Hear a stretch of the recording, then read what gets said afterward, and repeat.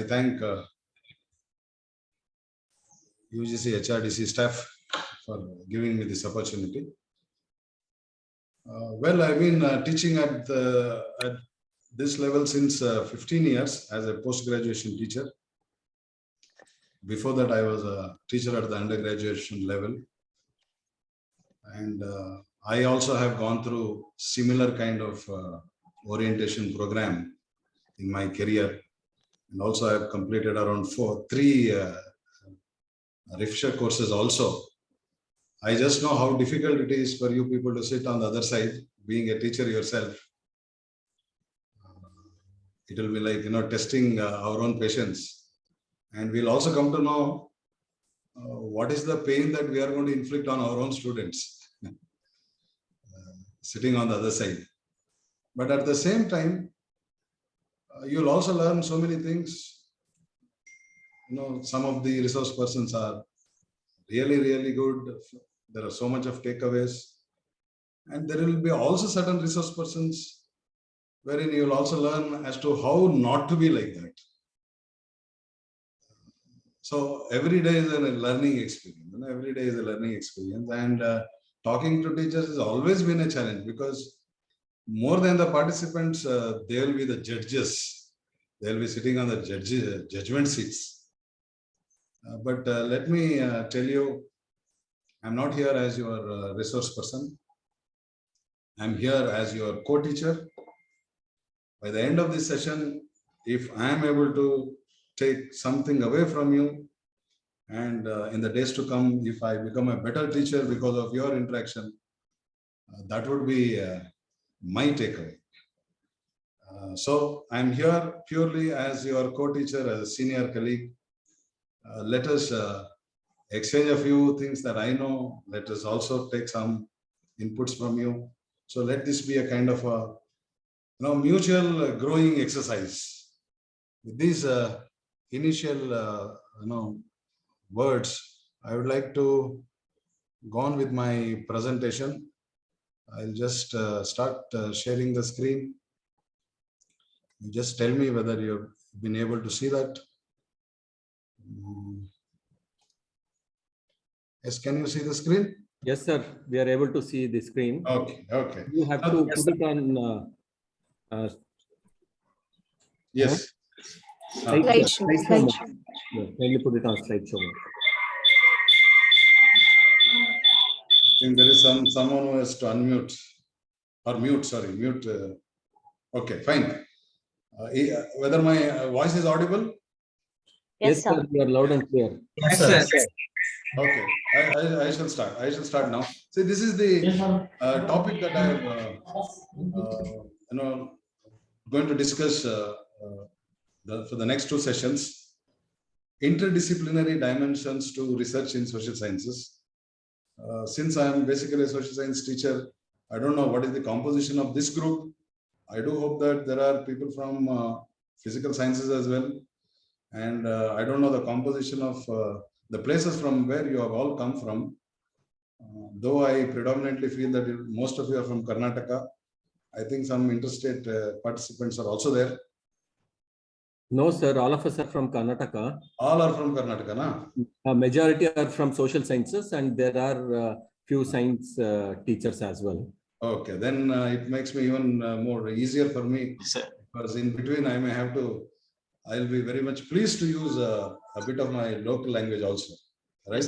Yes, sir. Yes, sir. Okay. Sir, kindly put it on slideshow mode. Press F5 on the F5 button. Otti, sir. F5. F5. Full screen mandi. Slideshow.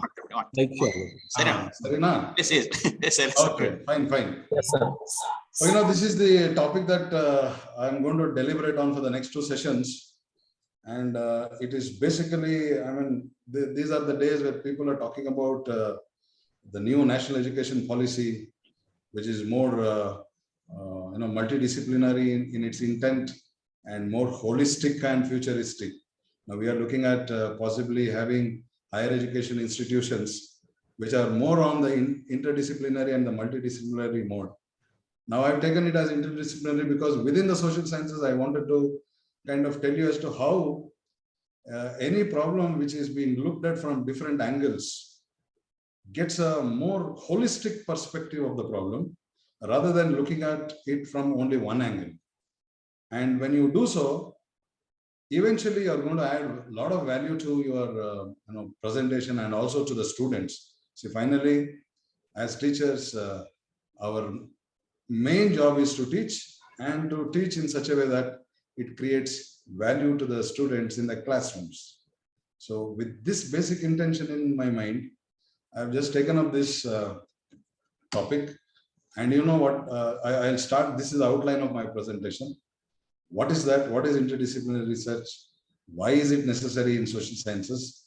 And the most part, the crux of my presentation would be giving live examples as to how we can integrate economic theories, because economics happens to be the mother of all social sciences, whether commerce and management people or others like it or not. They may dislike the teachers, but the subject happens to be an umbrella within which all these, economics, commerce, management, and law. I would like to take up a real corporate evidence which can be looked at from multiple angles. And I would like to seek your thoughts on how the integration of various disciplines within social sciences will make our, presentation. Basically, we're all teachers and looking at purely from a teaching perspective, and how does it going to be accepted by our students, whether such an approach is all-inclusive and integrative or holistic. This is exactly what the new educational policy also has a mandate in its motto. Let us see.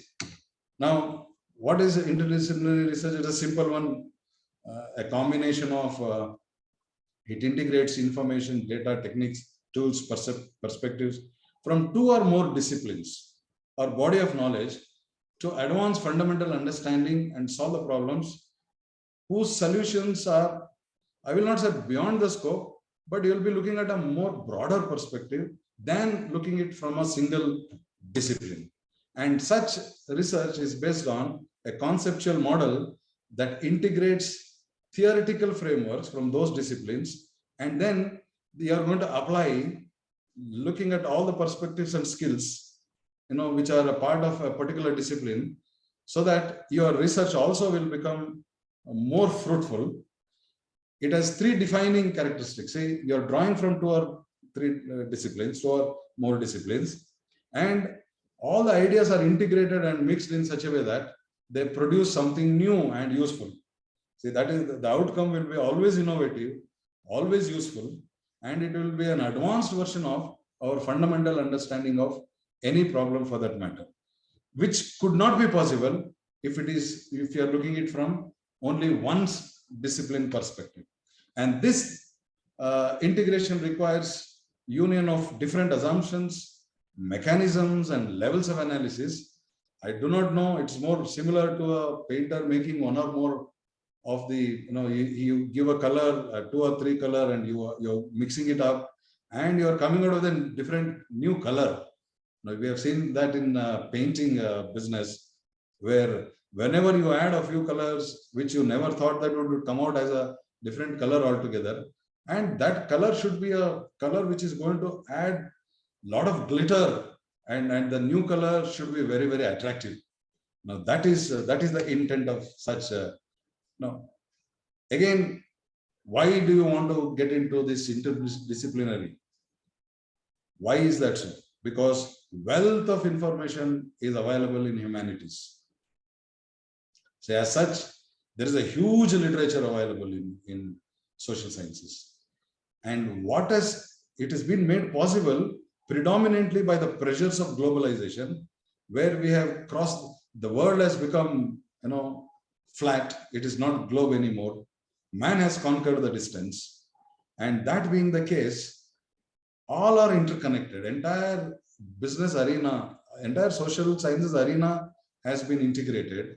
And therefore, this is a good platform where different perspectives come together and to look at a problem, a social science problem, from interdisciplinary, subjects perspective will always be interesting. And you know that digital revolution and its extensions have redefined the business models like never before. Digital revolution was always on. Only thing is that because of the COVID, the process, the speed and accuracy with which the revolution is taking place has accelerated. And COVID-19 has become a game changer, as you know, and it has disrupted all walks of life. And definitely the knowledge pursuit and the research intent has taken a different direction altogether.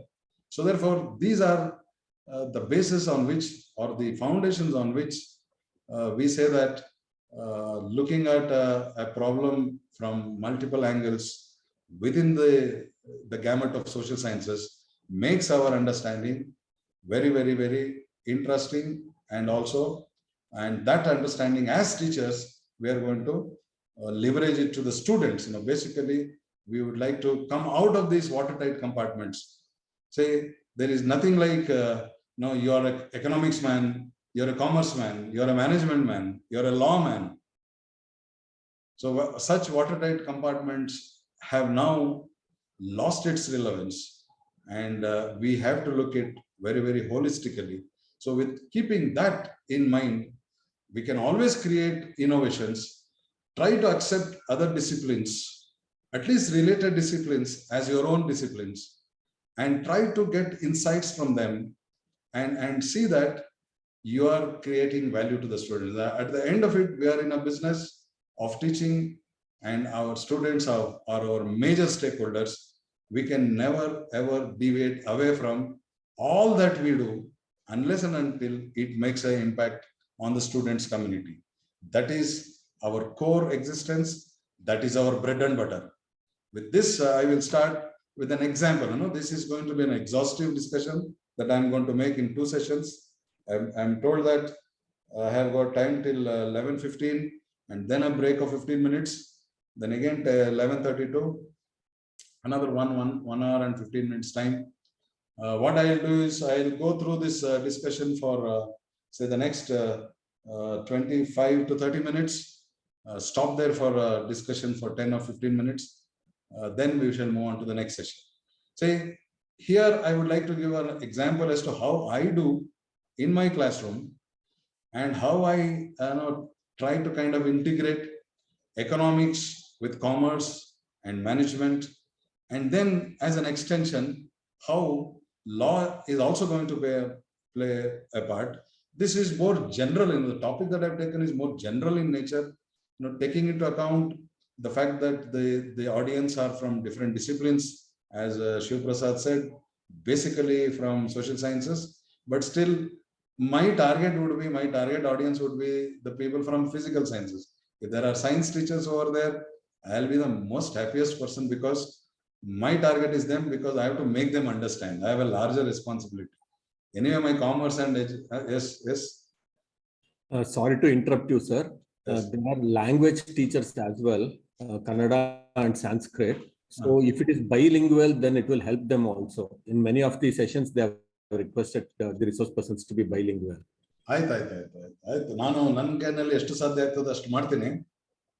ಎಲ್ಲಿ ಕನ್ನಡದ ಒಂದು integration ಬರುತ್ತೆ, intervention ಬೇಕೋ ಅಲ್ಲಿ ಮಾಡ್ಕೊಳ್ತೀನಿ.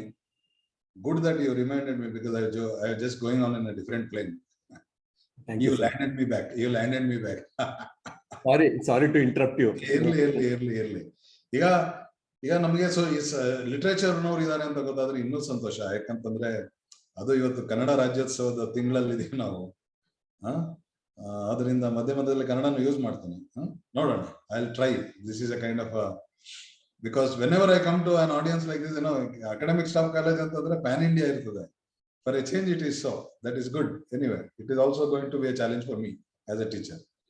ಈಗ sir, ನಾನು economics, commerce, management ಮತ್ತೆ ಲಾ, ಈ 4 ಸಬ್ಜೆಕ್ಟ್ ಅನ್ನ ಇಂಟಿಗ್ರೇಟ್ ಮಾಡಿಕೊಂಡು ಒಂದು ಸಮಸ್ಯೆಗೆ ಅಮೂಲಾಗ್ರವಾಗಿ ಯಾವ ರೀತಿ ಪರಿಹಾರವನ್ನ ಕಂಡುಹಿಡ್ಕೊಳ್ಬಹುದು, ಆ ಸಮಸ್ಯೆಯನ್ನ ನೋಡುವಂತ ದೃಷ್ಟಿಕೋನ ಯಾವ ರೀತಿ ಇರ್ತದೆ, ಆ ದೃಷ್ಟಿಕೋನದಿಂದ ನೋಡಿದಾಗ ಆ ಸಮಸ್ಯೆ ಎಷ್ಟು ಚೆನ್ನಾಗಿ ಕಾಣಿಸ್ತದೆ, ಅದರ ಪರಿಹಾರಗಳು ಎಷ್ಟು ವಾಸ್ತವಿಕವಾಗಿರ್ತದೆ ಅನ್ನೋದ್ರ ಬಗ್ಗೆ ಮಾತಾಡ್ಲಿಕ್ಕೆ ನಾನು ಹೊರಟಿದ್ದೀನಿ ಈಗ. ಆದ್ರಿಂದ ನಾನೇನ್ ಮಾಡ್ತಾ ಇದ್ದೀನಿ, ಈಗ ಸೋಷಿಯಲ್ ಸೈನ್ಸಸ್ ಅನ್ನ ಮಾತ್ರ ತಗೊಳ್ತಾ ಇದ್ದೀನಿ, ಇಲ್ಲಿ ಎಕನಾಮಿಕ್ಸ್ ಅನ್ನ ತಗೊಳ್ತಾ ಇದ್ದೀನಿ. ನಮ್ಮ ಕಾಮರ್ಸ್ ಅಂಡ್ ಮ್ಯಾನೇಜ್ಮೆಂಟ್ ಅನ್ನ ತಗೊಳ್ಳೇಬೇಕಾದ್ರೆ ಅದು ನಮ್ಮ ಸಬ್ಜೆಕ್ಟ್. ನಂತರ ಲಾ ಇಂದ ಏನಾದ್ರೂ ಪರಿಹಾರ ಇದೆಯಾ ಈ ಸಮಸ್ಯೆಗೆ ಅನ್ನೋದ್ರ ಬಗ್ಗೆನೂ ಕೂಡ ನಾವು ನೋಡ್ಲಿಕ್ಕೆ ಹೊರಟಿದ್ದೀನಿ. ನೋಡೋಣ, ಇದನ್ನ ಎರಡನ್ನ ಮಿಕ್ಸ್ ಮಾಡ್ಕೊಂಡು ನಾನು ಮಾಡ್ತೀನಿ. ರೈಟ್, ಈಗ these are the headlines that we see in business. Rakesh Wadhwan ಅನ್ನೋರು 6,500 crores ಅನ್ನ ಲೂಟಿ ಮಾಡಿದ್ರು in collusion with officials of Punjab and Maharashtra cooperative bank. These are all, I'm talking about the corporate scams, frauds. ಈ ಬಿಸ್ನೆಸ್ ನಲ್ಲಿ ನಡೀತಾ ಇರ್ತಕ್ಕಂಥ ಕೆಲವು ದಾಂಧಲೆಗಳು ಅಂತ ಹೇಳ್ತೀರಾ, ಅಥವಾ ದುಡ್ಡನ್ನ, ಪಬ್ಲಿಕ್ ಮನಿಯನ್ನ ತಗೊಂಡೋಗ್ಬಿಟ್ಟು ಅವರ ಪರ್ಸನಲ್ಗೆ ಯೂಸ್ ಮಾಡಿರುವಂತ ಉದಾಹರಣೆಗಳು. ಬಹಳ ಕಷ್ಟಪಟ್ಟು ಜನ ದುಡ್ಡನ್ನ ಹಾಕಿರ್ತಾರೆ, ಶೇರ್ಸ್ ನಲ್ಲಿ ಅವರು ಒಂದು ಇನ್ವೆಸ್ಟ್ಮೆಂಟ್ ಅಂತ ಹೇಳಿ ಮಾಡಿರ್ತಾರೆ. ಆ ದುಡ್ಡನ್ನ ಮಿಸ್ಯೂಸ್ ಮಾಡಿಕೊಂಡು, ಅಬ್ಯೂಸ್ ಮಾಡಿಕೊಂಡು ಯಾವ ರೀತಿ ಕೆಲವು ಬಿಸ್ನೆಸ್ ಮನ್ಗಳು ಮಾಡಿದ್ದಾರೆ ಅನ್ನೋದಕ್ಕೆ ಈ ತರ ಹೆಡ್ಲೈನ್ಸ್ ನ we always see. Bhushan steel siphoned of 2,000 crores. ಇಲ್ಲಿ ಕ್ರೋರ್ಸ್ ಅನ್ನೋದು ಯಾವ ರೀತಿ, ಯಾವುದೇ ಸ್ಕ್ಯಾಮ್ ತಗೊಳ್ಳಿ ಕ್ರೋರ್ಸ್ ಅಲ್ಲೇ ನಡೀತಾ ಇದೆ.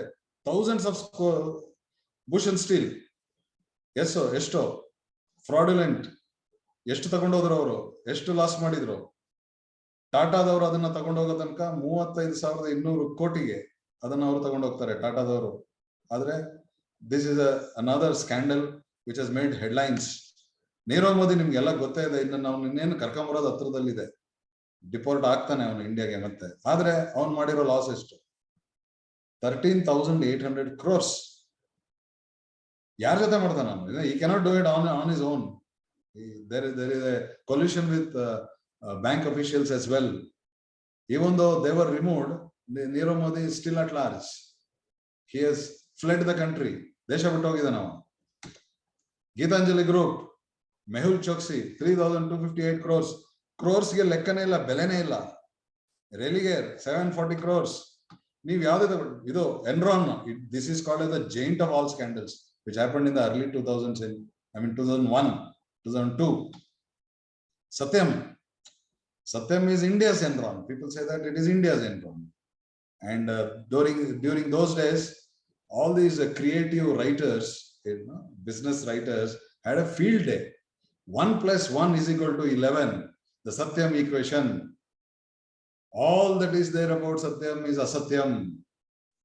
ಏನು ಒಳ್ಳೆ ಕಾಪಿ ರೈಟರ್ಸ್, ಒಳ್ಳೆ ಇನ್ನೋವೇಟಿವ್ ಆಗಿ ಬರೆದ್ರು ಆಗ. ಆದ್ರೆ ಲಾಸ್ ಆದವ್ರು ಯಾರಿಗೆ? ನೋಡ್ಲಿಕ್ಕೆ ಚೆನ್ನಾಗಿತ್ತು ಹೆಡ್ಲೈನ್ಸ್ ನ, ಏನೋ ಎಷ್ಟು ಚೆನ್ನಾಗಿ ಬರೆದಿದ್ದಾರೆ ಅಂತ. ಆದ್ರೆ ಲಾಸ್, ಎಷ್ಟು ಜನ ಬಂಡವಾಳ ಹೂಡಿರೋರಿಗೆ ಲಾಸ್ ಆಯ್ತು. Public Volkswagen, this is again something which is very dear to me because I also have this car with me. Volkswagen, 150 years of name and fame built over so many years, and from Hall of Fame to Hall of Shame in a matter of 15 days. 150 years of an empire, a business empire built on trust and confidence, had to fall like a pack of cards within 15 days. ಬರೇ 15 ದಿವಸದಲ್ಲಿ 150 ವರ್ಷಗಳ ಇತಿಹಾಸ ಇದ್ದಂತ ಒಂದು ಸಂಸ್ಥೆ ತಾನು ಮಾಡಿದ ಒಂದು ತಪ್ಪಿಗೆ 15 ದಿವಸಗಳಲ್ಲಿ ಕಂಪ್ಲೀಟ್ ಆಗಿ ಮಕಡೆ ಮಲಗ್ತು ಅಂತ ಹೇಳ್ತಾರಲ್ಲ, ಆತರ ಆಯ್ತು. Why it has happened? Now any discussion on business frauds would be incomplete without the mention of this man, the most charismatic of all. And even today, whenever I talk about this fellow in any audience are divided. ಇನ್ನೂ ಅವನು fans ಇದ್ದಾರೆ. ಕೆಲವ್ರು ಏನ್ ಹೇಳ್ತಾರೆ ಗೊತ್ತಾ? ಇಲ್ಲ sir, ಅದು fraud ಅಂತ ಮಾಡ್ಲಿಕ್ಕೆ ಅವನು ಹೋಗಿಲ್ಲ, ಅವನೇನ್ ದುಡ್ಡು ಎತ್ಕೊಂಡು ಹೋಗ್ಲಿಲ್ಲ. ಆದ್ರೆ ಅವನು ಬಿಸ್ನೆಸ್ಗೆ ಎಂಟ್ರಿ ಆದಂತ ಟೈಮ್ ಚೆನ್ನಾಗಿರ್ಲಿಲ್ಲ ಅಷ್ಟೇ. ಅವನ ಉದ್ದೇಶ ಏನು ಮೋಸ ಮಾಡ್ಬೇಕಂತ ಇರ್ಲಿಲ್ಲ. ಆದ್ರೆ business at that time, the timing of entry of his getting into that business was wrong, and subsequently he took all wrong decisions, and because of that he has to fall down. But as an intention, because till the time that he ventured into airlines business, he was called as the man with Midas touch. He was called as the king of good times. He was a true game changer. He said, I am in hospitality business, not in transportation business. I want to give international experience to the domestic flyers. So everything was right, but somehow market had other ideas, and then he has to face the music. But as an intention, he did not have that bad intention. This is how the audience have discussed with me, but let us see what this audience would think about it. And then Ranbaxy, again a fraudulent company which included substandard chemicals in creating pills and tablets for AIDS savaged country like South Africa. They wanted to give a good medicine, but the composition of the medicine was so bad that they were caught. And then very recently, Yes Bank $3,700 ಕೋಟಿಗಳ ಹಗರಣದಲ್ಲಿ ಕಾಣಿಸ್ಕೊಳ್ತದೆ. Cox and Kings 20,000 ಕೋಟಿ ಹಗರಣ. ಈ ಹಗರಣಗಳು business ನಲ್ಲಿ it has become the order of the day. People, every time you look at the newspapers, every year there are a few scandals that come to the light, but there are a few of them probably might not have come to the light. But ಇದೊಂಥರ ಏನಾಗ್ಬಿಟ್ಟಿದೆ ಅಂತಂದ್ರೆ, ಈ ಜನಗಳೆಲ್ಲ ಬಂಡವಾಳ ಹೂಡ್ತಾರೆ, ಅವರ ಕಷ್ಟಪಟ್ಟದ್ದು ದುಡಿದಿದ್ದನ್ನ ಅಲ್ಲಿಗೆ ಹಾಕ್ತಾರೆ, ಇವರು ಅದನ್ನ ಬೇಕಾದಂಗೆ ಅದನ್ನ ಯೂಸ್ ಮಾಡ್ಕೊಂಡು ತಮ್ಮ ಪರ್ಸನಲ್ ಬಳಕೆಗೆ ಅವರು ಮಾಡ್ಕೊಳ್ತಾ ಇದ್ದಾರೆ ಅನ್ನೋ ಒಂದು ಆಪಾದನೆ ತುಂಬಾ ಜನ ಬಿಸ್ನೆಸ್ ನವ್ರ ಮೇಲೆ ಇದೆ. ಈ ಒಂದು ಬ್ಯಾಕ್ ಗ್ರೌಂಡ್ ಅಲ್ಲಿ ನೋಡಿದಾಗ ಈಗ ಅಂಬಾನಿ ಬ್ರದರ್ಸ್ ತಗೊಂಡ್ರೆ, if one Ambani is a multi-millionaire and is one among the top 5 richest person in the country, in the world, the other Ambani is actually facing lots of problems in his business. So therefore these two brothers are giving a contrasting style of their business. One is very successful, the other one is a failure. What are the reasons, why it has happened? We are looking at it from a discipline perspective, from economics, commerce management and law perspective. Then this is his falling fortunes. Only bright spot is that ಅವನ ಅಣ್ಣ ಬಹಳ strong ಆಗಿದ್ದಾನೆ, ತಮ್ಮನಿಗೆ help ಮಾಡ್ತಾನೆ ಅಂತ ಅನ್ಕೋತೀವಿ, rescue ಮಾಡ್ತಾನೆ ಅನ್ನೋ ನೋಡೋಣ. ಈವನ್ ಮುಖೇಶ್ ಅಂಬಾನಿಗೂ ಕೂಡ ಇತ್ತೀಚೆಗೆ ಅವನಿಗೂ ಕೂಡ ಫೈನ್ ಹಾಕಿದ್ರು SEBI for resorting to insider trading. So these are some of, I've just taken up these as headlines only because this is the premise on which I'm going to make my presentation. Moral hazard is on the rise. Moral hazard. See, there is lack of ethics in public life. Corruption and fraud has become the order of the day. Lemons are all over the place. ಈಗ lemons ಅನ್ನೋ word ಅನ್ನು ನಾನು use ಮಾಡ್ತಾ ಇರೋದು ಒಂದು ಥಿಯರಿಯಿಂದ, ಒಂದು economics ಥಿಯರಿಯಿಂದ ಎತ್ಕೊಂಡು ಬಂದಿರೋ ಹೆಸರು ಲೆಮನ್ಸ್ ಅಂತ. ಅದಕ್ಕೆ ಯಾಕೆ ಲೆಮನ್ಸ್ ಅಂತ ಹೇಳ್ತಾರೆ, ಯಾಕೆ ಆಪಲ್ಸ್ ಅಂತ ಹೇಳಲಿಲ್ಲ ಅಂತ ಆಮೇಲೆ ನೋಡೋಣ. Why it is been used as lemons ಅಂತ. ಆಮೇಲೆ ಡಿಸ್ಫಂಕ್ಷನಲ್ ಬಿಹೇವಿಯರ್, ನೋಡಿ ಇದು ನನಗೆ ಬಹಳ ಇಷ್ಟವಾದ ಒಂದು ವರ್ಡ್, ಅದು ಡಿಸ್ಫಂಕ್ಷನಲ್ ಬಿಹೇವಿಯರ್ ಅಂತ. ಇದನ್ನ ಎಲ್ಲಿ ತಗೊಳ್ತಾ ಇದ್ದೀನಿ ಅಂದ್ರೆ 2017 ಅಲ್ಲಿ ನೊಬೆಲ್ ಪ್ರೈಸ್ ಬಂದಂತಹ ಆಲಿವರ್ ಹಾರ್ಟ್ ಕಾಂಟ್ರಾಕ್ಟ್ ಥಿಯರಿ ಅಂತ ಹೇಳಿ ಬರೀತಾರೆ. ಕಾಂಟ್ರಾಕ್ಟ್ ಥಿಯರಿ 2017 ಅವರಿಗೆ ನೊಬೆಲ್ ಪ್ರೈಸ್ ಬರ್ತದೆ. ಅಲ್ಲಿ ಅವರು ಈ ವರ್ಡ್ ಅನ್ನ ಯೂಸ್ ಮಾಡ್ತಾರೆ, ಡಿಸ್ಫಂಕ್ಷನಲ್ ಬಿಹೇವಿಯರ್. ಆದ್ರೆ ನೋಡಿ, some of them are being taken up by Nobel laureates or those theories which have stood the test of time. Why I'm so particular about this dysfunctional behavior is that if you read through that particular article of his, which has got Nobel Prize, you can see that the Nobel laureate, they're not got Nobel Prize just like that. No, they're so universally applicable. ಇದನ್ನ ಟೀಚರ್ಸ್ಗೂ apply ಮಾಡ್ತಾನೆ ಅವನು. Teachers ಕೂಡ ಇದರಲ್ಲಿ dysfunctional ಬಿಹೇವಿಯರ್ಗೆ they can resort to dysfunctional behavior as the reward is on, just see the other part, as the reward is on the measurable performance ಅಂತ. ಈಗ ಏನಾಗುತ್ತೆ, ನಮಗೆ ಟೀಚರ್ಸ್ಗೆ ಏನ್ ಹೇಳ್ತೀವಿ ನಾವು, ನಿಮ್ಗೆ ಇಷ್ಟು ಆರ್ಟಿಕಲ್ ಇರಬೇಕು, ನಿಮ್ಗೆ ಇಷ್ಟು API ಪಾಯಿಂಟ್ಸ್ ಇರಬೇಕು, ನೀವು ಇದನ್ನು ಮಾಡಿರ್ಬೇಕು, ಇಷ್ಟು 4 ರಿಫ್ರೆಶರ್ ಕೋರ್ಸಸ್ ಅನ್ನು ಅಟೆಂಡ್ ಮಾಡಿರ್ಬೇಕು, Adu measurable performance. What is not measurable, unfortunately, is that what is that you create in the classroom? What is that the conceptual knowledge that you transfer to the students in the classroom? What is that, the personality traits or the personality as such? What is your value addition to a student's development as a citizen of the country? So this is our prime focus.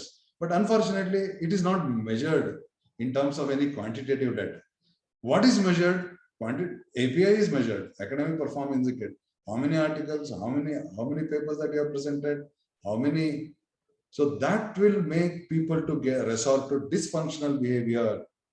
Andre or ಪಾಠನ ಬಿಟ್ಬಿಡ್ತಾರೆ, ಇದನ್ನೇ ಮಾಡ್ಕೊಂತ ಕೂತ್ಕೊಳ್ತಾರೆ. ಆ ರೀತಿ ಆದ್ರೆ ಅದನ್ನ dysfunctional behaviour ಅಂತಾರೆ ಅಂತ ಕೂಡ ಹೇಳ್ತಾನೆ. ಟೀಚರ್ಸ್ಗೂ ಕೂಡ ಹೇಳ್ತಾನೆ ಅದರಲ್ಲಿ. ಆದ್ರೆ ನಾನು ಇಲ್ಲಿ ತಗೊಳ್ತಾ ಇರೋದು only the corporate behaviour, corporate dysfunctional behaviour. ಅಂದ್ರೆ ನೀವು ಬರೇ ನಿಮ್ಮ ಇದನ್ನ ತೋರಿಸ್ತೀರಿ, ಸ್ಟಾಕ್ ಮಾರ್ಕೆಟ್ ಪ್ರೈಸಸ್ ತೋರಿಸ್ತೀರಿ, ನಿಮ್ಮ ಮಾರ್ಕೆಟ್ ಶೇರ್ ಅನ್ನ ತೋರಿಸ್ತೀರಿ, ನಿಮ್ಮ ಎಷ್ಟು ಸೇಲ್ಸ್ ಆಗಿದೆ, ರೆವಿನ್ಯೂ ಆಗಿದೆ ಅದನ್ನು ತೋರಿಸ್ತೀರಿ. But in the mean time you will not disclose that kind of behavior which is dysfunctional, and ultimately the company has to fall down because of the dysfunctional behavior of a few of the people who are there at the helm of affairs. And now COVID times, COVID time andre distress times, now we have passed those times. Now COVID times alli distress idaga, whenever the economy as such is going through some stress, is it a time where lemons survive? ಈ ತರ ಇದ್ದಾಗ ಲೆಮನ್ಸ್ಗೆ ಒಂಥರ ಹಾಸಿಗೆ ಹಾಸ್ಕೊಟ್ಟ, ಈಗ ಮಲ್ಕೊಳ್ಳೋನ್ಗೆ ಹಾಸಿಗೆ ಹಾಸ್ಕೊಟ್ಟಂಗ, ಅಥವಾ is it the other way around? Does it weed out lemons? Does it weed ಅಂದ್ರೆ ಈ ತರ ಟೈಮ್ ಬಂದಾಗ, ಸ್ಟ್ರೆಸ್ಫುಲ್ ಟೈಮ್ಸ್ ಬಂದಾಗ, is it for the people who are meritorious, they are going to flourish? ಈ ಒಂದು ಬ್ಯಾಕ್ ಗ್ರೌಂಡ್ ಅಲ್ಲಿ ನಾನು ಈ ನಿಮ್ಮ ಪ್ರೆಸೆಂಟೇಶನ್ ಅನ್ನು ಶುರು ಮಾಡ್ತಾ ಇದ್ದೀನಿ. Moral hazard is on the rise. Lemons are all over the place. Lemons are defective people, defective products, defective services. Then dysfunctional behavior. Whether distressful times are the times which breeds them, or is it the time that weeds out? Now for this, I would like to have your discussion at a later stage after my presentation is over. Now this has been given by great Adam Smith in 1776. The father of economics. In his Wealth of Nations book, he wrote, when the corporation form of business, corporations, ivat naven matarta idivi, corporations, modern corporations, companies, giant stock companies, dodda companigalu, ಬಹುರಾಷ್ಟ್ರೀಯ ಕಂಪನಿಗಳು, MNCs, multinational companies. ಅದು ಶುರುನಲ್ಲಿ ಆ initial stage ಅಲ್ಲಿ ಇದ್ದಾಗ ಅವನು ಒಂದು ಆತಂಕನ ವ್ಯಕ್ತಪಡಿಸ್ತಾರೆ Adam Smith. ಏನ್ ಆತಂಕ ಅಂತಂದ್ರೆ, ಈಗ ಏನಾಗ್ತದೆ, as you know, in corporations there are two factors of production. One is capital, important source. The other one is labor. Say capital comes from a different angle. Andre owners, shareholders ಅಂತ ನಾವು ಹೇಳ್ತೀವಿ. ಅವರು ಬಂಡವಾಳ ಹಾಕ್ತಾರೆ, capital. And who will manage that capital? The managers, the board of directors, the CEO, the managing director, the individual respective departmental managers who have been hired by the owners. Yake labor coming from one angle, capital coming from another angle. So let me put it this way. Lakshmi one kadeyinda bartale, Saraswati ಇನ್ನೊಂದು ಕಡೆಯಿಂದ ಬರ್ತಾರೆ. ಎರಡು ಸೇರಿ ಇಲ್ಲಿ integrate ಆಗ್ತದೆ, ಅದನ್ನೇ ನಾವು corporation ಅಂತ ಹೇಳ್ತೀವಿ. ಆದ್ರೆ ಬೇರೆ ಬಿಸ್ನೆಸಸ್ ಅಲ್ಲಿ ನೋಡಿ, ಈಗ single man sole proprietorship, partnership, ಅಲ್ಲೇನಾಗ್ತದೆ, ದುಡ್ಡುನು ಅವನೇ ತರ್ತಾನೆ, ಬಿಸ್ನೆಸ್ ಅವನೇ ಮಾಡ್ತಾನೆ, ಡಿಸಿಷನ್ ಅವನೇ ತಗೊಳ್ತಾನೆ. ಪಾರ್ಟ್ನರ್ಶಿಪ್ ಅಲ್ಲೂ ಹಾಗೆ, partners will bring in money, they will manage the show on A daily basis, they will take the decisions. ಆದ್ರೆ ದೊಡ್ಡ ಕಂಪನಿನಲ್ಲಿ ಹಾಗಾಗಲ್ಲ. Money comes from the shareholders, and the shareholders in turn will elect the board of directors, who in turn will hire the managers, so ನಾವೇನ್ ಮಾಡ್ತೀವಿ, ಈಗ ನೀವು ಒಬ್ಬ share holder ಆದ್ರೆ ನಾವೊಂದು ನಮ್ಮ ಹತ್ರ ಒಂದು 50,000 ಇರ್ತದೆ, ಶೇರ್ಸ್ ತಗೊಳ್ತೀವಿ, ನಮ್ಮ ಪಾಡಿಗೆ ನಾವು ಕೆಲಸ ಮಾಡ್ಕೊಂಡು ಹೋಗ್ತಾ ಇರ್ತೀವಿ. ನಮ್ಮ ದುಡ್ಡನ್ನ ಯಾರು ಮ್ಯಾನೇಜ್ ಮಾಡ್ತಾರೆ? Experts, people who have got domain knowledge, experience. ಅವರು ನಮ್ಮ ಪರವಾಗಿ ಡಿಸಿಷನ್ ತಗೊಳ್ತಾರೆ. ಈಗ ಅವ್ರು ತಗೊಳ್ಳೋರು ಯಾವ ರೀತಿ ತಗೊಳ್ಬೇಕು? They have to take decisions in the best interest of the owners. But the $1 million question is, will they do so, or will they take decisions in their personal interest? Idana Adam Smith 1776 ಅಲ್ಲಿ you just see the directors of such companies being the manager, not the managers of, they are not the managers of their own money, but they are the managers of other people's money. Will they watch it with the same vigilance with which the owners watch their own money? Is there a chance of negligence? Is there a chance of profusion? ಬೇಕಾಬಿಟ್ಟಿಯಾಗಿ ದುಂದು ವೆಚ್ಚ ಮಾಡುವಂತ ಸಾಧ್ಯತೆಗಳು ಇರುವಂತ ಒಂದು ಆತಂಕವನ್ನ 1776 ಅಲ್ಲಿ Adam Smith ಅವರು ಅದನ್ನ ವ್ಯಕ್ತಪಡಿಸ್ತಾರೆ. ಅದಕ್ಕೆ ನಾವು ಅವ್ರನ್ನ ಏನಂತ ಹೇಳ್ತೀವಿ, ದ ಫಾದರ್ ಆಫ್ ಎಕನಾಮಿಕ್ಸ್ ಅಂತ. ಅಂದ್ರೆ 250 ವರ್ಷದ ನಂತರ ಏನಾಗ್ತದೆ ಅಂತ ಆಗ್ಲೇ ಪ್ರೆಡಿಕ್ಟ್ ಮಾಡಿದ್ರು. ಈ ತರ ಆಗಬಹುದು, ಈ ರೀತಿ ಸಾಧ್ಯತೆಗಳಿದೆ. ದೆನ್ ಅದನ್ನ ನಾನು ಒತ್ತಿ ಬಿಟ್ಕೊಂಡು, ಅದನ್ನ ನಾನು ಬೇಸಿಕ್ ಆಗಿ ಇಟ್ಕೊಂಡು ಈ ಥಿಯರೀಸ್ ನ ಹೇಳಲಿಕ್ಕೆ ಇಷ್ಟಪಡ್ತೇನೆ. ಯಾಕಂದ್ರೆ I want integrate economic the corporate evidences and then look at the law perspective. So agency theory, these are the theories that I am going to talk about. ಸುಮ್ಮನೆ ಲೈಟ್ ಆಗಿ before ಈ ದೊಡ್ಡ theories ಇದನ್ನ ನಾನು ಒಂದು 20 ನಿಮಿಷದಲ್ಲಿ cover ಮಾಡ್ಲಿಕ್ಕೆ ಪ್ರಯತ್ನ ಪಡ್ತೀನಿ. I will give you only the skeleton. Muscle ಕೊಡ್ತಾ ಇಲ್ಲ, ಮಸಲ್ ಕೊಡಕ್ ಆಗಲ್ಲ, ಸ್ಕೆಲಿಟನ್ ಕೊಡ್ತಾ ಇದೀನಿ ಅಷ್ಟೇ. ಏಜೆನ್ಸಿ ಥಿಯರಿ ಅಂತ ಹೇಳಿ Jensen and ಮೆಕ್ಲಿಂಗ್. So exactly 200 years after whatever the apprehensions that were given by Adam Smith, ಇದಕ್ಕೆ ಒಂದು ದೊಡ್ಡ ಥಿಯರಿನೇ ಮಾಡ್ತಾನೆ ಜೆನ್ಸನ್ ಅಂಡ್ ಮೆಕ್ಲಿಂಗ್. ಅವನ ಮ್ಯಾನೇಜರ್ ಬಿಹೇವಿಯರ್ ಹೇಗಿರ್ತದೆ, ಏಜೆನ್ಸಿ ಕಾಸ್ಟ್ ಅಂದ್ರೆ ಏನು, ಓನರ್ಶಿಪ್ ಸ್ಟ್ರಕ್ಚರ್, ಇದ್ರ ಬಗ್ಗೆ ಬರೀತಾನೆ ಅವನು. ಅದರ ಒಂದು ಎಕ್ಸ್ಟೆನ್ಷನ್ ಆಗಿ ಕಾಂಟ್ರಾಕ್ಟ್ ಥಿಯರಿ ತಗೊಳ್ತಾ ಇದ್ದೀನಿ. ಜಸ್ಟ್ ಅದು ಡಿಸ್ಫಂಕ್ಷನಲ್ ಬಿಹೇವಿಯರ್ ಅಂತ ವರ್ಡ್ ಹೇಳಿದ್ನಲ್ಲ, ಅದನ್ನ ಎಕ್ಸ್ಪ್ಲೈನ್ ಮಾಡಕ್ ಮಾತ್ರ ತಗೋತಾ ಇದ್ದೀನಿ. ಇನ್ಫಾರ್ಮೇಶನ್ ಅಸಿಮಿಟ್ರಿ ಥಿಯರಿ ಅಂತ ಹೇಳಿ, ಮಾರ್ಕೆಟ್ ಫಾರ್ ಲೆಮನ್ಸ್ ಅಂತ ಹುಟ್ಟಾಕಿದಂತ ಮಹಾಶಯ ಯಾರೋ ಅಕರ್ಲಾಫ್ ಅಂತ ಹೇಳಿ. ಆಮೇಲೆ ಮೋಡಿಗ್ಲೈನ್ ಮಿಲ್ಲರ್ ಕೆಲವು ಬೇಸಿಕ್ ಕ್ಯಾಪಿಟಲ್ ಸ್ಟ್ರಕ್ಚರ್ ಥಿಯರಿ ಕೊಟ್ಟಿದ್ದಾರೆ. ನನಗೆ ಇಲ್ಲಿ ಎಷ್ಟು ಸಮಂಜಸ, ಎಷ್ಟು ಇಲ್ಲಿ ತಗೊಳ್ಬೇಕು ಅದನ್ನ ಮಾತ್ರ. ಇವೆಲ್ಲ Modigliani Miller and contract theory both are Nobel prize winning theories and the traditional trade off theory.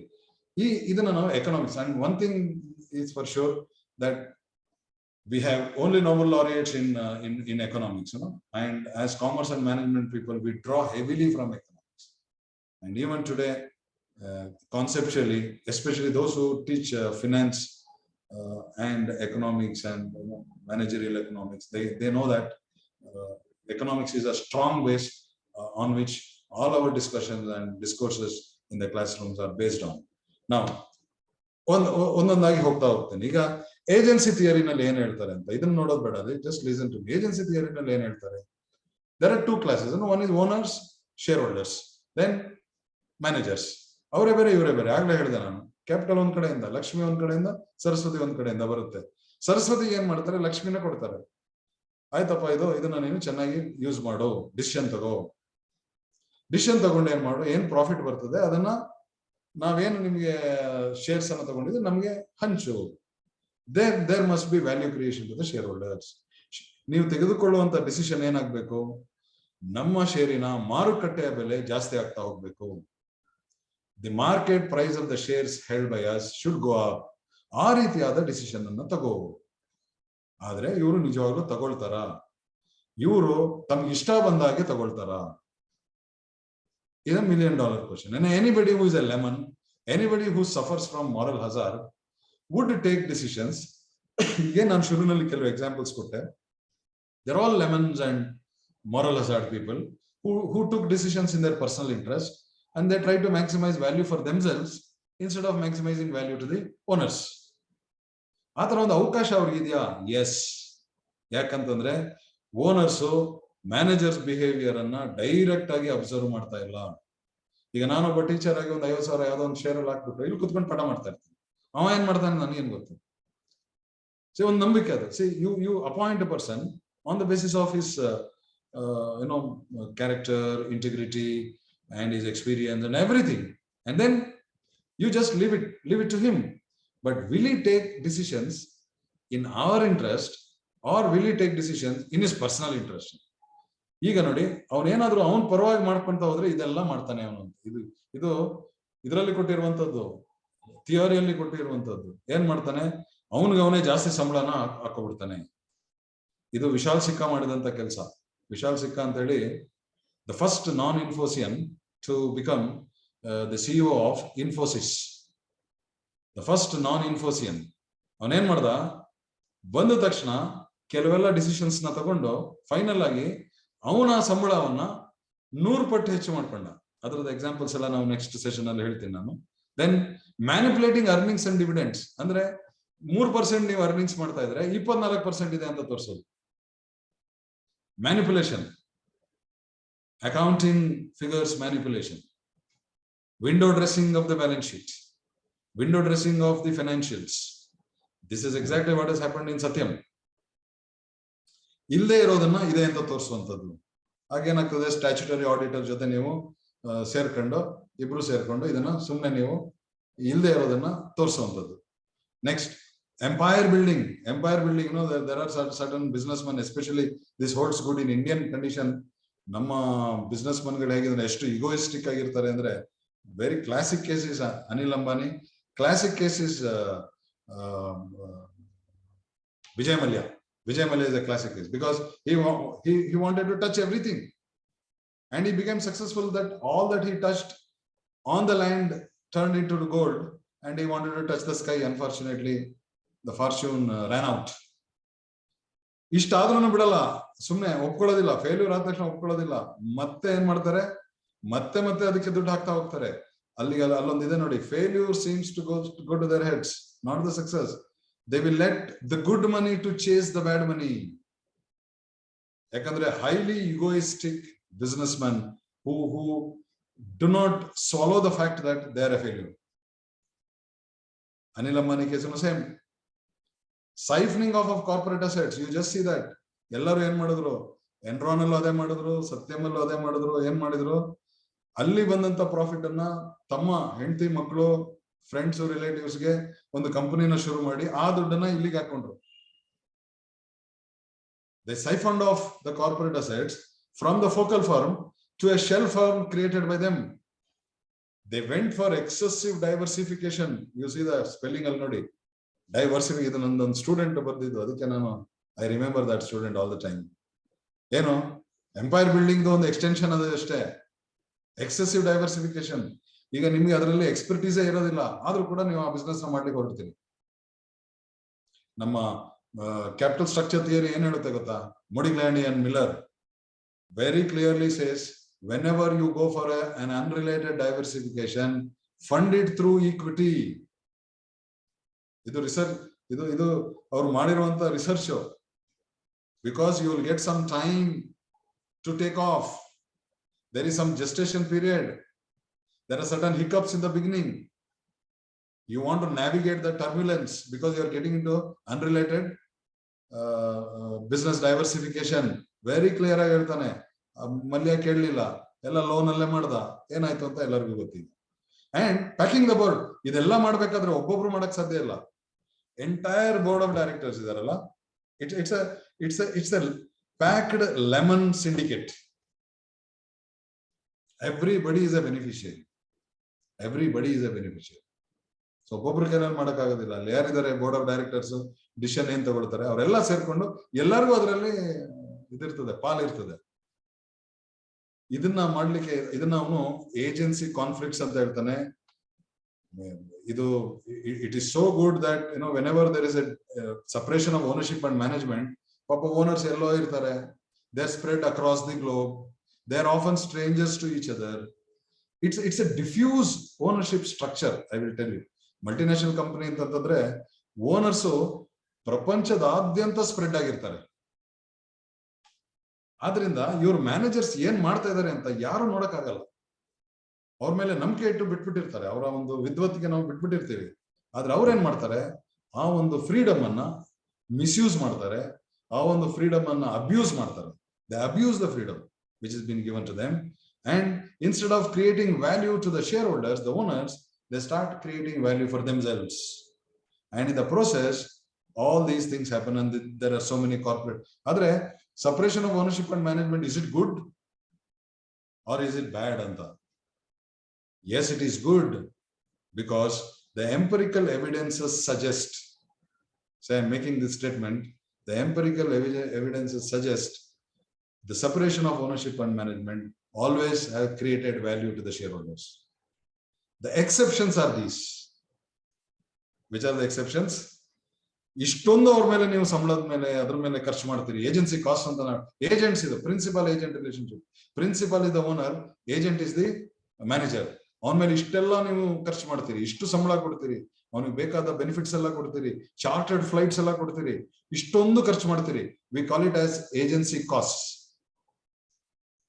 But the benefits of separation of ownership and management always is more than the costs that are involved in making them perform. Why these costs are involved? You know, idella technical agi maatadta idini. I do not know for an audience how it is going to be consumed, but anyway, it is my job to put it across. Say why it is being done. Why so much of salaries give? ನೀವು ಬೇಕಾದ್ರೆ ಒಂದು check ಮಾಡಿ, top 10 Indian companies CEO salary ಎಷ್ಟಿದೆ ಅಂತ ನೀವು Google ಮಾಡಿ. It will run to lakhs and sometimes crores also. ಅಷ್ಟೆಲ್ಲ ಅವ್ರ ಮೇಲೆ ಯಾಕೆ ಖರ್ಚು ಮಾಡ್ತಾರೆ? ಅವರ ಬುದ್ಧಿವಂತಿಕೆ ಮೇಲೆ ಅಷ್ಟೊಂದೆಲ್ಲ ಯಾಕೆ ಖರ್ಚು ಮಾಡ್ತೀರಿ? ಯಾಕೆ ಅಂತಂದ್ರೆ ಅವ್ರು ಅಷ್ಟು ಬುದ್ಧಿವಂತರಿದ್ದಾರೆ, ಅಷ್ಟೊಂದು ಅವ್ರಿಗೆ ಎಕ್ಸ್ಪೀರಿಯನ್ಸ್ ಇದೆ. ಅವ್ರು ತೆಗೆದುಕೊಳ್ಳುವಂತ ಡಿಸಿಷನ್ ಇಂದ ಕಂಪನಿಯ ಶೇರ್ ಮಾರ್ಕೆಟ್ ವ್ಯಾಲ್ಯೂ ಜಾಸ್ತಿ ಆಗ್ತಾ ಹೋಗ್ತದೆ. ಆದ್ರಿಂದ ಶೇರ್ ಹೋಲ್ಡರ್ಸ್ಗೆ the economic welfare of the shareholders will increase. It creates value, it creates wealth to the shareholders. ಆದ್ರೆ majority of the companies, most of the companies, ಈ ಒಂದು ಏನು ಸಿಸ್ಟಮ್ ಇದೆ, ಸ್ಟ್ರಕ್ಚರ್ ಇದೆ, it's working really well. But in certain cases where there is a dysfunctional behavior exhibited by these lemonous managers, these things are happening. ಇದನ್ನ ನಾನು agency ಥಿಯರಿನಲ್ಲಿ ಹೇಳ್ತಾನೆ, careful ಆಗಿರಿ. ನೀವು ಅಪಾಯಿಂಟ್ ಮಾಡ್ಬೇಕಾದ್ರೆ ನೋಡ್ಬೇಕಾದ್ರೆ ಈ ತರ ಎಲ್ಲ ಆಗುವಾಗ be careful with the dysfunctional behaviour of the managers ಅಂತ ಹೇಳ್ತಾನೆ. ಇದನ್ನ ಇವನು ಏನ್ ಮಾಡ್ತಾನೆ, ಕಂಟಿನ್ಯೂಷನ್ ಅನ್ನು ಅದ್ರಲ್ಲಿ ಒಂದು ಎಳೆನ ಮಾತ್ರ ನಾನು ತಗೊಳ್ಳೋದು. ಯಾಕೆ, why there is a chance of moral hazard? See the second point. Principal, that is the shareholder, the owner, cannot directly observe agent's performance, and you are going to pay on observable and verifiable performance measure. ಅವನು ತೋರಿಸ್ತಾ ಇರ್ತಾನೆ, ನೋಡಿ ಇಷ್ಟು ಇದೆ, ಅವನೆಲ್ಲ manipulate ಮಾಡಿದಾನೆ ಅಂತ ಗೊತ್ತಾಗೋದಿಲ್ಲ. ನೋಡಿ ಇಷ್ಟು ಪ್ರಾಫಿಟ್ ಇದೆ, ನಮ್ಮ ಶೇರ್ ವ್ಯಾಲ್ಯೂ ಇಷ್ಟಿದೆ, ತೋರಿಸ್ತಾನೆ ಹೋಗ್ತಾರೆ on paper. But his behaviour is not observed, his intent is not observed. Whether he is resorting to functional behaviour or dysfunctional behaviour, we don't know until the time comes to wrap up the entire story. So ಇದನ್ನ ಹೇಳ್ತಾನೆ. ಆದ್ರಿಂದ contract ಮಾಡಿ, contract is an essential part, and a firm is a nexus of contracts, because a firm has multiple stakeholders. ಒಂದು business ಅಂತ ಹೇಳಿದಾಗ ತುಂಬಾ ಜನ ಅದಕ್ಕೆ ಸಂಬಂಧಪಟ್ಟವರು ಇರ್ತಾರೆ, ಪ್ರತಿಯೊಬ್ಬರಿಗೂ ಅವ್ರದೇ ಆದ ಒಂದು ಆಸಕ್ತಿಗಳು ಇರ್ತದೆ. ಅದನ್ನ ನೀವು ಕಾನ್ಫ್ಲಿಕ್ಟ್ ಅನ್ನ ರಿಸಾಲ್ವ್ ಮಾಡ್ಲಿಕ್ಕೆ you create contracts with each one of them. Contracts mitigate the conflicts in modern societies. ನಂತರ ಇದನ್ನ ಬಹಳ ಸಿಂಪಲ್ ಆಗಿ ಹೇಳಲಿಕ್ಕೆ ಇಷ್ಟಪಡ್ತೀನಿ. I will not go to the nitty-gritties of this. I would like to give an example, whatever the example that is given by Karloff. And ಈ lemons ಅನ್ನೋ word ಅನ್ನ ಅವನು ತಂದು ಕೊಡ್ತಾನೆ. ಇದಕ್ಕೆ ಏನ್ ಕಾರಣ ಇದೆ ಅನ್ನೋದನ್ನ ನೋಡ್ತಾ ಹೋಗೋಣ ಮುಂದಕ್ಕೆ. ನಾವು ಹೇಗೆ ಎಕ್ಸ್ಪ್ಲೇನ್ ಮಾಡ್ತಾನೆ, ಸಿಂಪಲ್ ಆಗಿ ಎಕ್ಸ್ಪ್ಲೇನ್ ಮಾಡ್ತಾನೆ ನೋಡಿ. ನಾವೀಗ ಒಂದು second hand car manufacturing car dealer ನೀವು ನೋಡ್ಬೋದು ಸೆಕೆಂಡ್ ಹ್ಯಾಂಡ್ ಮಾರ್ಕೆಟ್ ಅಲ್ಲಿ cars. When you go to a shop like that, the models from all makes and all models will be there assembled under one roof. As you know, adu Volkswagen irbodu, Tata irbodu, ಎಲ್ಲಾನು ಒಂದೇ ಕಡೆ ಸಿಗುತ್ತೆ ನಿಮ್ಗೆ. ಎಲ್ಲಾ makes models ಒಂದೇ ಕಡೆ ಇರುತ್ತೆ. He calls it as pooling equilibrium anta. Pooling equilibrium. Every car of every size, every model, every make is under one roof. Second hand automobile market ಬಗ್ಗೆ ಹೇಳ್ತಾನೆ. Now used market, used automobiles, used cars market. Now The quality of the cars range from excellent to a lemon. ಅಲ್ಲೇ ಅವನು lemon ಅನ್ನೋ word use ಮಾಡೋದು. Quality ಹೆಂಗಿರುತ್ತೆ ಅಂದ್ರೆ ಒಂದು ತುಂಬಾ ಚೆನ್ನಾಗಿರುತ್ತೆ, ಒಳ್ಳೆ ಚೆನ್ನಾಗಿ ಮೇಂಟೈನ್ ಮಾಡಿರ್ತಾರೆ, ಒಳ್ಳೆ ಮೈಲೇಜ್ ಬರ್ತಾ ಇರ್ತದೆ, ಸರಿಯಾಗಿ ಅದನ್ನ ಟೈಮಿಗೆ ಸರಿಯಾಗಿ ಅದನ್ನ ಸರ್ವಿಸ್ ಮಾಡಿಸಿರ್ತಾರೆ. ಅದು ಒಂದ್ ಕಡೆ ಆದ್ರೆ, ಇನ್ನೊಂದು ಎಲ್ಲ ಹೆಚ್ಚು ಕಡಿಮೆ ಆಗಿರ್ತದೆ, ಸರ್ವಿಸ್ ಟೈಮ್ ಸರಿಯಾಗಿ ಆಗಿರೋದಿಲ್ಲ, ಆಕ್ಸಿಡೆಂಟ್ಸ್ ಆಗಿರ್ತದೆ, ವಾಟ್ ಎವರ್, ಲೆಮನ್ ಅಂತ ನಾವು ತಗೊಂಡು. ಆದ್ರೆ ಅವೆರಡು ಒಟ್ಟಿಗೆ ಬಂದಾಗ, ಒಂದೇ ರೂಫ್ ಅಲ್ಲಿ ಬಂದಾಗ ಏನಾಗ್ತದೆ, ನಾನು ತಗೊಳ್ಳೋನಿಗೆ ಬೈಯರ್ಗೆ, when I go there and see, you don't make out any difference between a good car, an excellent car, and an lemon, because all of them appear to be the same. In fact, going forward, lemons looks more attractive. There is a saying, no? All bad things come in good colors. So lemons, because he's been able to temporarily mimic an excellent car. ಚೆನ್ನಾಗಿ shining ಹೊಡಿಸಿ, clean ಆಗಿ ಮಾಡಿಸಿ, ಹೆಂಗ್ ಕಾಣಿಸ್ತಾ ಇರ್ತದೆ ಅಂದ್ರೆ ಎಕ್ಸಲೆಂಟೇ ಚೆನ್ನಾಗಿ ಕಾಣಲ್ಲ. ಚೆನ್ನಾಗಿ ಮೇಂಟೈನ್ ಮಾಡಿರೋದು, ಆಕ್ಸಿಡೆಂಟ್ ಆಗದೆ ಇರೋದು, ಅದು ನಮ್ಗೇನ್ ಗೊತ್ತದು ಒಳಗಡೆ ಏನಿದೆ ಅಂತ. ಇದನ್ನ ಅವನು ಇನ್ಫಾರ್ಮೇಶನ್ ಅಸಿಮಿಟ್ರಿ ಅಂತ ಹೇಳೋದು. Information asymmetry means what? The seller has the information, the buyer does not have. So the seller is not truthful about the quality of his car. ಏನ್ ಮಾಡ್ತಾನೆ ಸೆಲ್ಲರು? ಟೆಂಪರರಿ ಆಗಿ ಚೆನ್ನಾಗಿ ತಂದು ಒಳ್ಳೆ ಕಂಡೀಷನ್ ಇಟ್ಬಿಟ್ಟು ಸದ್ಯ ಗೊತ್ತಾಗದಂಗೆ ಅವ್ನು ಮಾರ್ಬಿಟ್ಟು ಅವ್ನು ಯಾರಿಗೊಬ್ಬನಿಗೆ ಟೋಪಿ ಹಾಕ್ಬಿಟ್ಟು ಕಳಿಸ್ಬಿಡೋಣ. ಅದನ್ನ ಅವನು ಮಾರಲ್ ಹಜಾರ್ಡ್ ಅಂತ. These are the people who are not truthful about their quality. See, this can also be applied to any sort of life situation, and all walks of life. And I tell this to the students, say, you're all MBA students from Bahadur Institute of Management Science, a premier institute in public universities. All are pooled under, say, ellargu 7 CGPA. Ellargu 7 CGPA. But alloba excellent irtane, innova lemon irtane. ಈಗ ಏನ್ ಮಾಡ್ಬೇಕು? How to distinguish? ಇಲ್ಲಿ ನೋಡಿ ಇವನೇನ್ ಹೇಳ್ತಾನೆ, say all cars are under, and there is a pooling equilibrium price anta.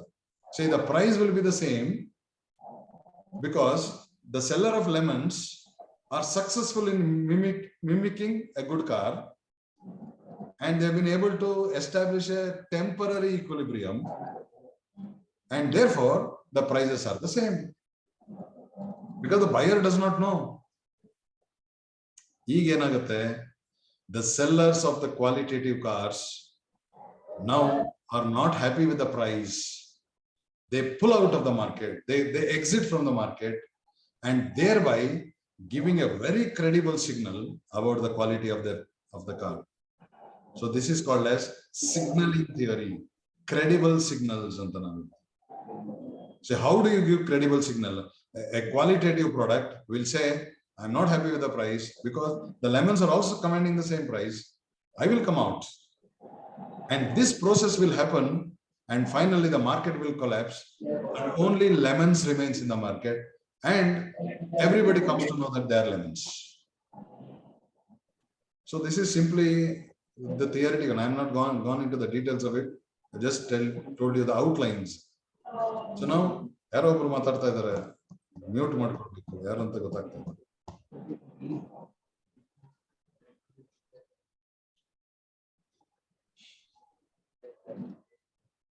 Okay. Still somebody has to mute. Should I intervene and see who is that? Anybody help me out to tell them?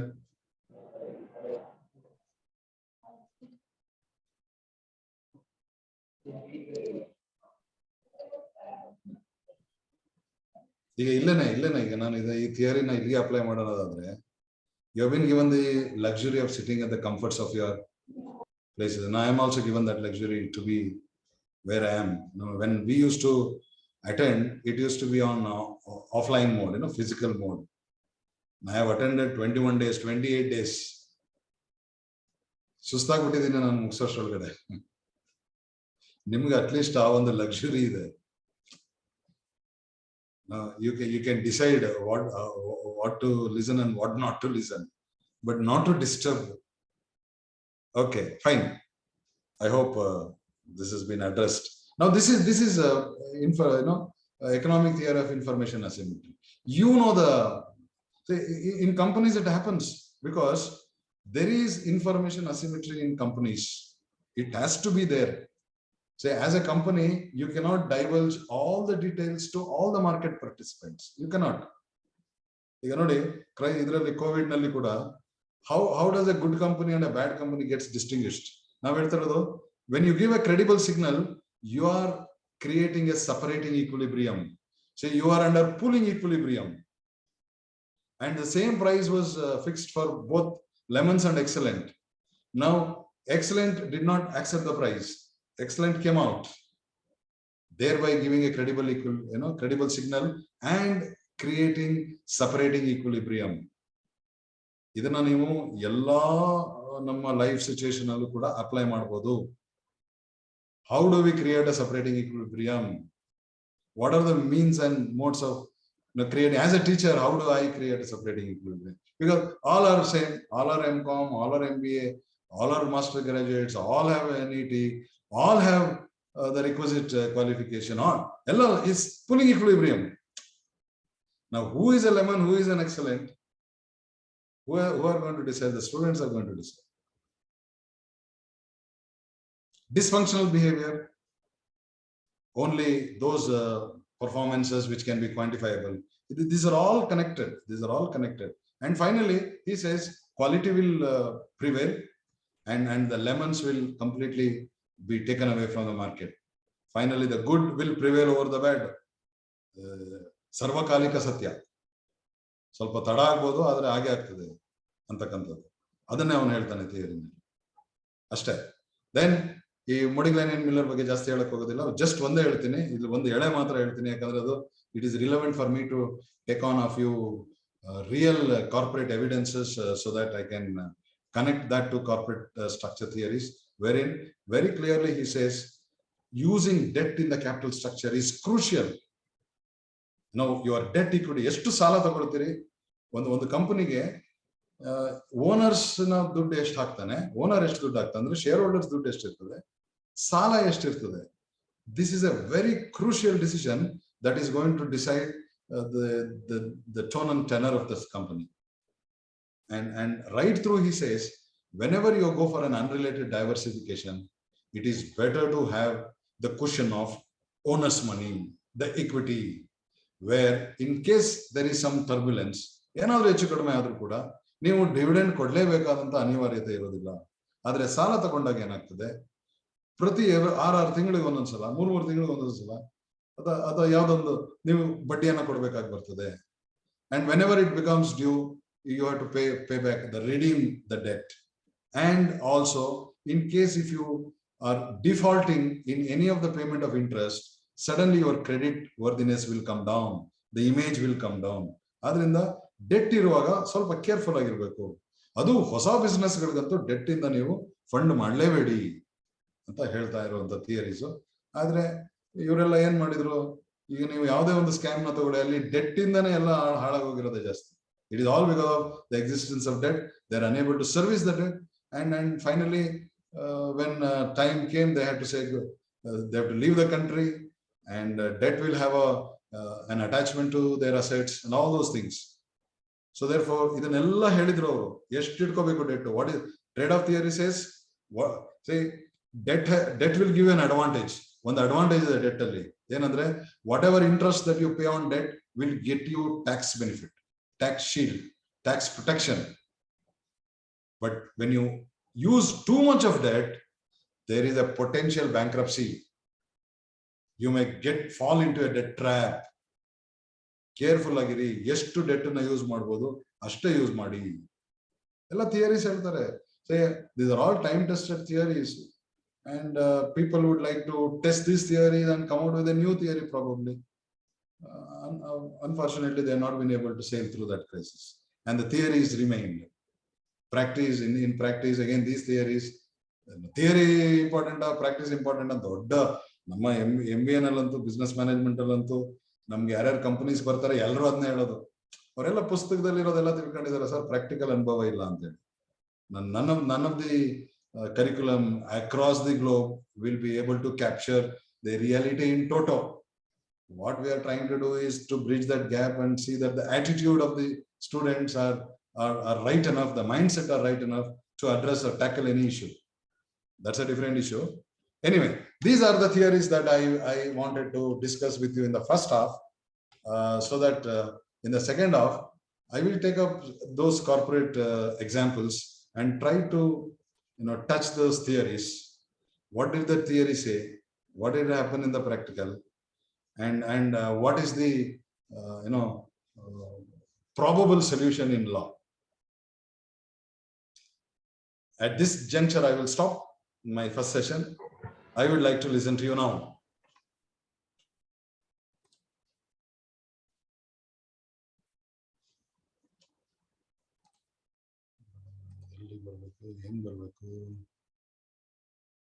Show the grid video.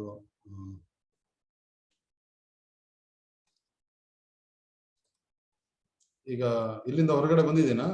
Stop share. Okay, ಇಲ್ಲಿದೆ ಸರಿ. S, ಸ್ವಲ್ಪ technologically ನಾನೊಂಚೂರು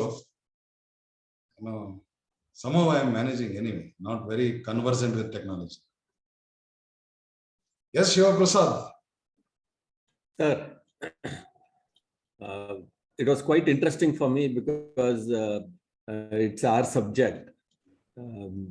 Quite naturally, we are engrossed in your oration, and definitely you have prowess over the subject and also the language. Hence, it was a blissful listening to you after a long time. ಏನ್ರಿ ಇಷ್ಟೊಂದು strong ಆಗಿ English ಮಾತಾಡ್ತಾ ಇದ್ದೀರಾ? Good, I'm so happy. I am following your footsteps. To tell you a fact, among all of us here, I'm in Department of Business Administration, Bahadur Institute. I am the only teacher from pure Kannada medium background, number one. Number two, I am the only product of government schools. I am so proud of it. ನಮ್ಮೂರ ಕನ್ನಡ ಮಾಧ್ಯಮ ಶಾಲೆಗಳಲ್ಲಿ 10ನೇ class ತನಕ ಓದ್ದವನು ನಾನು. ಎಲ್ಲ ಸರ್ಕಾರಿ ಶಾಲೆಗಳಲ್ಲಿ ಓದ್ದವನು. ಅನಿವಾರ್ಯವಾಗಿ ಇಲ್ಲಿ ಏನ್ ಮಾಡ್ತೀರಿ, ಇಲ್ಲಿ ನೀವು ಕನ್ನಡ ಮಾತಾಡ್ಬಿಟ್ರೆ ಇಂಗ್ಲಿಷ್ ಬರಲ್ಲ ಅನ್ಕೊಂಡ್ಬಿಡ್ತಾರಪ್ಪ. ಹಂಗಾಗಿ ಸ್ವಲ್ಪ ಕಲ್ತ್ಕೊಂಡಿದ್ದೀನಿ ಅಷ್ಟೇ. Even we are from Kannada medium, sir. Good. And those who have mastery over their mother tongue will learn any language. That is my. Yeah, obviously, sir. You are absolutely right. ಹಾಗಾಗಿ ನೀವು ಕೊಟ್ಟಂತ ಈಗ ನೀವು ಮಾತಾಡಿದ್ರಲ್ಲ Shiva Prasad, long time that I am hearing to such good words. We will meet very soon. Definitely, sir. I've been very closely following you on many aspects, which you also know, and you have given that liberty and leverage, which I have always enjoyed the fruits of it. Definitely, it was wonderful listening to you. Probably by end of second session, there will be more scope for our discussion, because when you touch upon that is correct. ಇನ್ನೇನಾದ್ರು ಇದ್ದಾರಾ? ಏನಾದ್ರು ಮಾತಾಡೋರು ಇದ್ದಾರೆ? No, sir. Let's have a break, sir. Let's have a break. Yes, sir. And